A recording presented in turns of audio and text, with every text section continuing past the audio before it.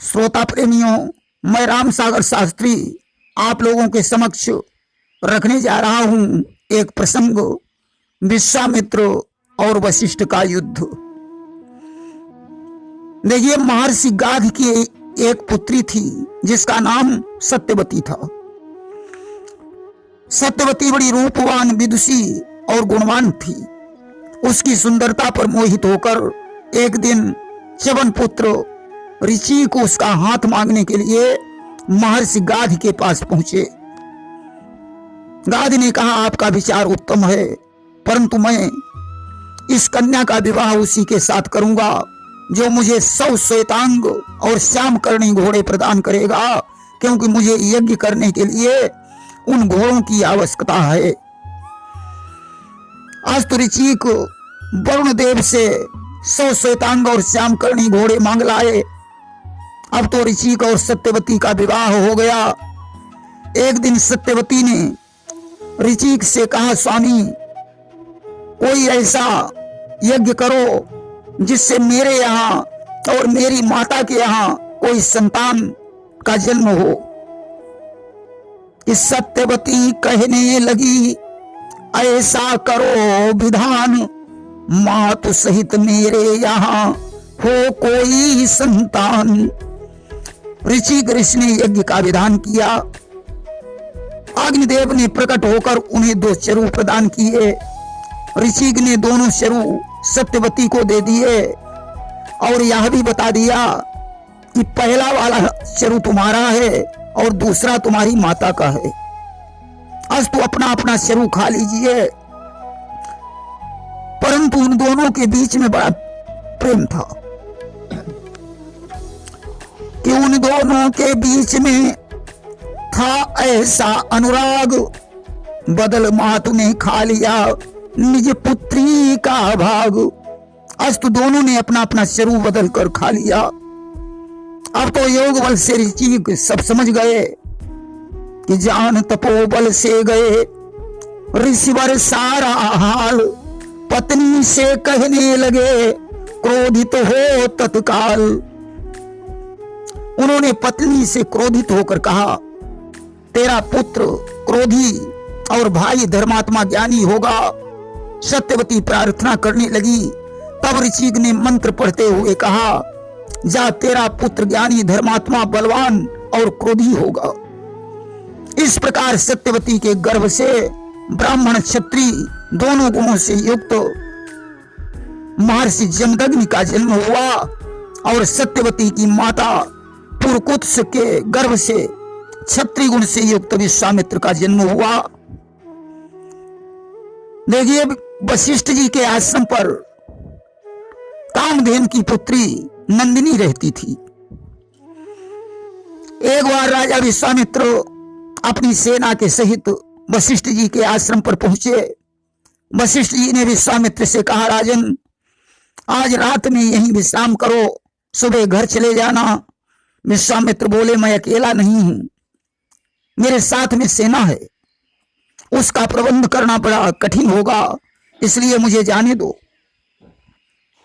वशिष्ठ जी बोले, राजन, चिंता मत करो, सेना का सारा प्रबंध हो जाएगा। वशिष्ठ जी ने आज नंदिनी से कहा कि बेटी मेहमान पधारे हैं, उनका स्वागत सम्मान करो, रह जाए न त्रुटि मेहमानी में, ऐसा कुछ उचित विधान करो। बेटी, आश्रम पर बहुत सारे मेहमान आए हुए हैं, उनके स्वागत के लिए अच्छे से अच्छा प्रबंध कीजिए, जिससे मेहमानी में कोई कमी न रह जाए। आज आज्ञा पाते ही नंदिनी ने सारी सेवाएं जुटा डाली। 56 प्रकार के व्यंजन उपस्थित हो गए कि खट रस भोग अनेक प्रकार और विविध भांति की जबनारा। आज बड़े प्रेम से भोजन व्यवस्था संपन्न हुई। अब तो विश्वामित्र ने देखा, यह गाय तो बड़े काम की चीज है। मैं राजा हूं, मेरे घर हजारों लोगों का आना जाना लगा रहता है। अगर यह गाय मुझे मिल जाए तो सारा झंझट ही समाप्त हो जाए। उन्होंने वशिष्ठ जी से कहा, मुनिवर, आप जैसे महात्माओं को ऐसी गाय की क्या आवश्यकता है? यह गाय तो मेरे पास होनी चाहिए। वशिष्ठ जी ने कहा, राजन, ये गाय मेरी नहीं है, इस पर देवराज इंद्र का अधिकार है। यह मेरे घर में तुम्हारी तरह मेहमान है। विश्वामित्र ने कहा, वशिष्ठ, याद रखो, जो चीज मुझे राजी से नहीं मिलती उसे मैं छीन लेता हूं। आज विश्वामित्र ने नंदिनी को पकड़ लिया और लेकर चल देते हैं।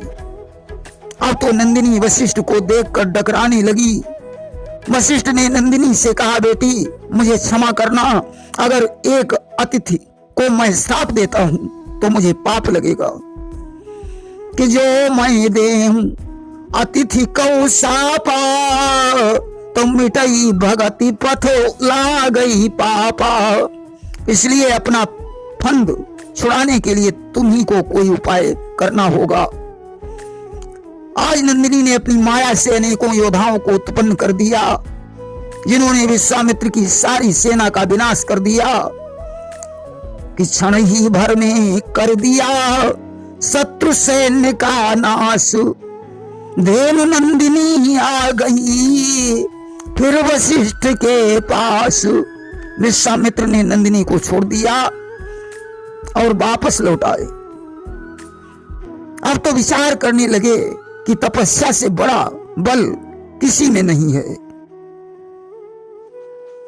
कि सोचने लगे अपने मन में, यह योग तपस्या का बल है। हिल जाएं जिससे महावीर, वह एक तपस्या का बल है। आज तो मुझे तपस्या करनी चाहिए। आज इन्होंने भगवान शंकर की तपस्या करके दिव्य शक्तियां प्राप्त की और बदला लेने की भावना से वशिष्ठ जी के आश्रम पर पहुंचकर उन्हें युद्ध करने के लिए ललकारा। ललकार सुनकर वशिष्ठ जी बाहर आए और विश्वामित्र से कहने लगे, राजन, अपने बाण का संधान करो। कि मुनि वशिष्ठ कहने लगे, राजन कर संधान। छोड़ा विश्वामित्र ने तुरंत अग्नि का बाण। आज विश्वामित्र ने अग्नि बाण का संधान कर दिया। वशिष्ठ जी ने योग शक्ति से अग्नि बाण को नष्ट कर दिया। यहां तक ब्रह्मास्त्र, पाशुपत, वज्र आदि अनेकों अस्त्रों का संधान किया, परंतु वशिष्ठ जी ने सारे अस्त्रों को काट दिया। काल पास, ब्रह्म पास, विष्णु चक्र भी विफल हो गए।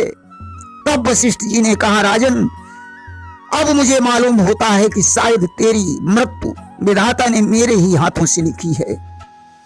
आज उन्होंने कमंडल से जल दिया और ब्रह्मदंड को उत्पन्न करके विश्वामित्र की तरफ छोड़ दिया। कि फिर लिया अंजलि में जल को और ब्रह्मदंड प्रगटाया है। त्रिभुवन ने हाहाकार हुआ, नरपाल देख चकराया है। अब तो त्रिभुवन में हाहाकार मच गया। विश्वामित्र ब्रह्मदंड को देखकर चकरा गए। विचार करने लगे, अब हमारे प्राण संकट में हैं। अब तो सारे मुनिवृंद दौड़कर वशिष्ठ जी के पास आ गए। ऋषियों ने वशिष्ठ जी से प्रार्थना की, मुनिवर, ब्रह्मदंड को वापस कर लो, अन्यथा इसकी ज्वाला से संसार का विनाश हो जाएगा और विश्वामित्र भी नहीं बच पाएंगे। आज वशिष्ठ जी ने ब्रह्मदंड को वापस कर लिया। अब तो विश्वामित्र खुद को धिक्कार देने लगे कि दिगबलम क्षत्रिय बलम ब्रह्म तेजो बलम बलम एकेन ब्रह्मदंडेन सर्वाणि अस्त्राणि हतानि में। अरे, क्षत्रिय बल को धिक्कार है, ब्रह्म तेज में बहुत बड़ा बल है। एक ही ब्रह्मदंड ने हमारे सारे अस्त्र नष्ट कर दिए।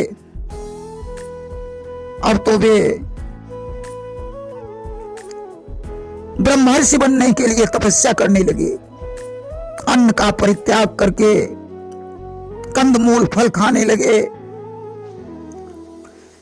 ब्रह्मा जी ने इन्हें राजर्षि बना दिया। इन्होंने उसी तपस्या के बल पर त्रिशंकु को सदैव स्वर्ग भेजा और ब्रह्मर्षि बनने के लिए अन्न जल का परित्याग कर कठोर तपस्या करने लगे। इंद्र ने मेनका भेजकर इनकी तपस्या नष्ट करा दी। इसके बाद विश्वामित्र ने श्वास रोककर ब्रह्मा जी की तपस्या की। अब तो सारा भूमंडल चकरा गया। इंद्र ने ब्रह्मा से कहा, पितामह अब जाकर विश्वामित्र को ब्रह्मर्षि की पदवी प्रदान कर दो। ब्रह्मा ने जाकर उन्हें ब्रह्मर्षि कहकर संबोधित किया और चारों वेद प्रदान कर दिए। विश्वामित्र ने कहा, विधाता मैं तब तक तपस्या करना बंद नहीं करूंगा जब तक वशिष्ठ जी मुझे ब्रह्मर्षि कहकर संबोधित नहीं करेंगे। आज देवताओं ने वशिष्ठ जी को बुलवाया और उनकी रुचि रखने के लिए वशिष्ठ जी के मुंह से ब्रह्मर्षि कहलवाया कि द्विजवर ने ब्रह्मर्षि का किया आत्म सत्कार, हृदय लगाकर भूप को किया विप्र स्वीकार। वशिष्ठ ने आज ब्रह्मर्षि कहकर विश्वामित्र को हृदय से लगा लिया। दोनों का झगड़ा समाप्त हो गया। इसके बाद विश्वामित्र जी ने वेद माता गायत्री मंत्र की रचना की और ब्रह्मर्षि कहे जाने लगे। प्रेम से बोलिए वृंदावन बिहारी लाल की जय।